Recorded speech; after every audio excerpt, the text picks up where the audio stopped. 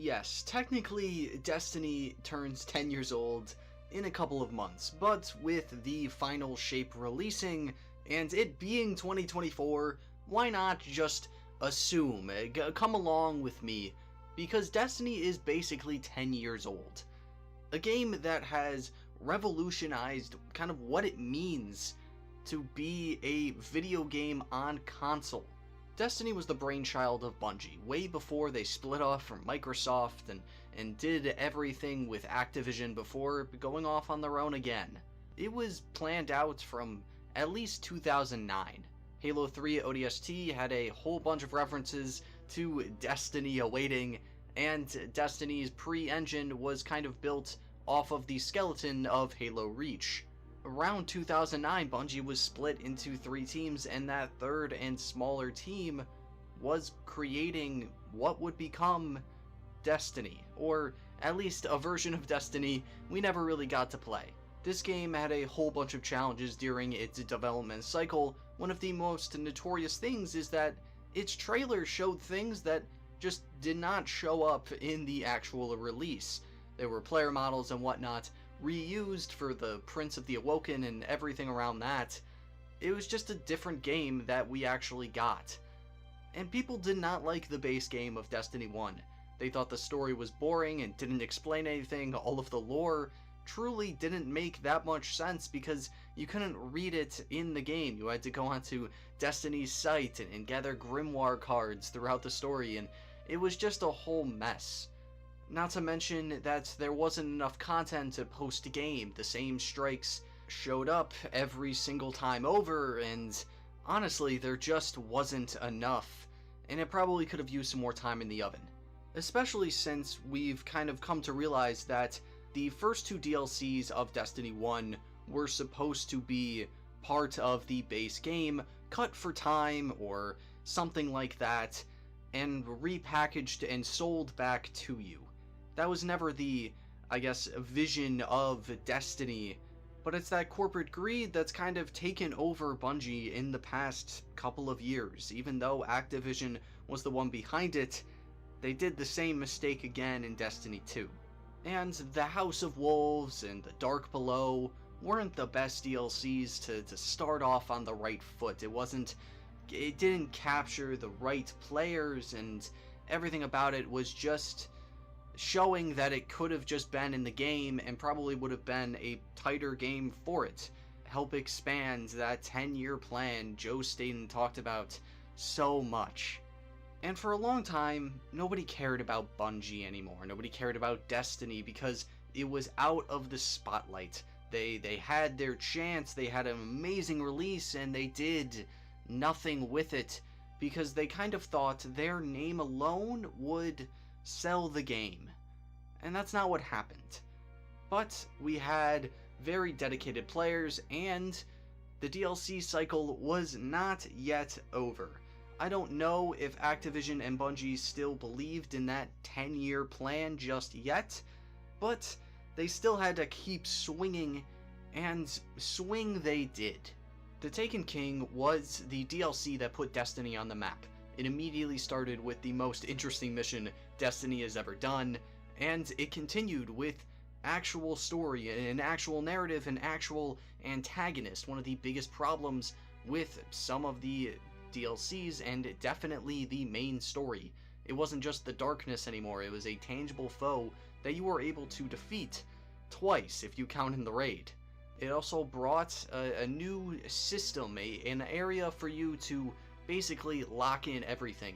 It started fresh. It was a soft reboot of the entire game. It didn't allow you to take in all of the armor and stuff you've accumulated through the first 2 DLCs. Instead, started fresh with an infuse system, which allowed you to create and build your own outfits and weapon designs without the need of the defusing and trying to grind for better stuff. And although you were stuck with blues and greens throughout the entire DLC, it gave you a whole lot of time to collect those purples and definitely get you some exotics. But then after that, it kind of Destiny tapered off a little bit. I think Activision really kind of told Bungie, go make another game, and that became D2. But there was still one DLC left, A Rise of Iron, the most forgettable DLC I think Bungie wants you to. Bungie doesn't want you to remember Rise of Iron.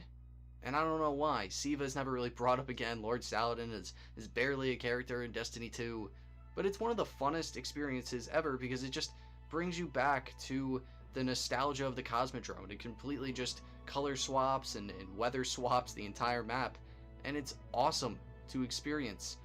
Sure, the story isn't as tight as The Taken King, and there's not that many character interactions, but it's still a really fun thing with some really cool things like the Iron Lords and the axes and everything about it. Siva was a great enemy, and yet nobody cares about Rise of Iron, even though it was the one that brought us the Wrath of the Machine raid, which I believe is the best raid in the entire game out of the 4. It's not a high bar, but it clears it. And just speaking to those raids, it's one of those things that kept people interested in Destiny. The Vault of Glass and Crota, it brought in a new sense of challenge and competitive spirits that Destiny really needed to keep afloat. Nothing else was like it. Nothing else was like the raid. The Strikes tried their hardest to make you prepare, but nobody can prepare you for a 6-hour slogfest of trying to beat the Oracles on the Vault of Glass, or dealing with Atheon, or speed running through Crota just to realize that you've been stuck. And man, so many memories I have of Destiny were from these raids, because all of them were increasingly difficult for me, and that's what a good challenge should do. It was the apex of difficulty on Destiny, and creating that was the best. Destiny actually had a hard cap, 400 light level, and getting there was increasingly difficult. You can probably get up to 390 perfectly fine and be good with every single thing in the game, but if you wanted to get 400, to get to that final spot, it took everything. It took grinding and using skeleton keys and getting Vanguard packages and just endless amounts of time. But if you put it in, you would be at the top. You would be technically done. A good thing about a looter shooter like this is that it technically has an endpoint. Although I wouldn't really consider the 400 light level a endpoint, it can still go, okay, I'm done, and you can get off and go play another game. It is a console exclusive, not like Destiny 2's PC Master Race, but you could really just go off and do whatever and then come back and continue grinding. That was the beauty of Destiny 1. That was the magic of Destiny 1. Because as a console game, it allowed the flexibility and allowed the more, I guess, simpler times just to have fun and not grind that much. The planets of Destiny were definitely the most unique here. All of them were abandoned human colonies after the collapse, and it really shows. It has some of the most breathtaking areas, and that baked lighting looks so good even today. I beg Bungie developers to give us a Venus social space. Just give us anything Venus, because it looks stunning. Not to mention the moon and the Cosmodrome and the Winter Cosmodrome. Mars is kind of the only one that looks a little barren, but I'll give it something. It's all right. And then probably the crown jewel is the Dreadnought, an entire Hive ship, basically just for you to go around and explore in. The locations of Destiny 1 were varied to the extreme, and that's what made patrolling each planet so incredible. It's weird to think that 10 years of Destiny are about to pass. The final shape comes out, and who knows what is going to happen to Destiny after that point. But I do know that this first game, Destiny 1, was an incredible experience to play.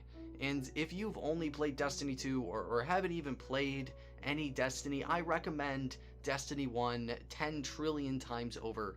It may have consumed my life for a really long time, but even I understand the value of a good game.